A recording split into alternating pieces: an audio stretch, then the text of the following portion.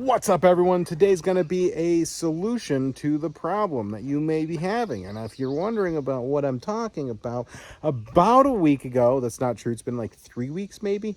I don't know. I'm really bad at determining time. Anywho, we had our power torque cut dramatically short because the calipers that were sitting on this car had excessive clearances and the pins just fell out.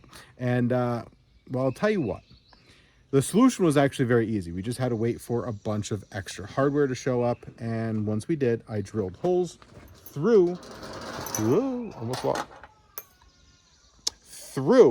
the actual pins themselves, like you see right here. And word to the wise, these things are hard and these little drill bits are tiny. So buy a bunch of them. I bought 2 sets, so a total of 8 pins. And I have 5 that do not have drill bits stuck through it. So buy extra pins, buy extra drill bits. And if you can buy an extra bit of patience, I highly recommend doing that too. I don't know where you can buy those, but I definitely needed them that day. And no amount of coolant. So I use, I think it's tap cut. I don't know, whatever. It didn't matter. So they would go through and they just snap. And you're just like, things almost got thrown that day. Or they did, I don't remember. Irregardless, make sure the hole is very, very tight to the hairpins you're going to be using. And the idea actually came to me by my buddy Rich. I think Junior over at Hemmings told me about it. And just Toyota pickup trucks have hairpins in them. And you just buy a set of them, take the hairpins out, or if you find really high quality hairpins, you can use them as well. Again, make sure they're the same, pretty much almost friction fit. You know, you want them to be tight. And I'll show you the picture of how I drilled them. Use a little, don't try holding it unless you like poking holes through your hand. But yeah, put it in a little tiny vise. Preferably, the way I have it is it has copper. They're actually bus bars out of a really big old panel. So copper or brass jaws. So I just drilled the holes, put longer bolts through it, and make sure that the actual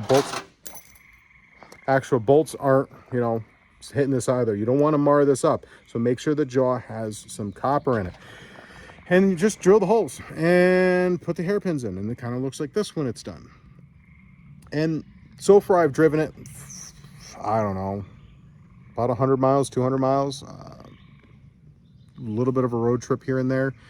And I really kind of beat on it, I'll be honest with you. Oh my God, these brakes, brand new, these things are probably pretty awesome.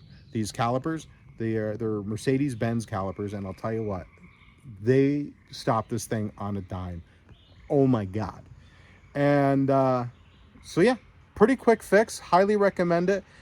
Use it at your own discretion, that type of thing. Nothing is actually mechanical advice here, just how I solved my problem here. And so far, it's been really, really good. Buy a bunch of them. Because you're going to go through a bunch of them. They're hard. They're so freaking hard.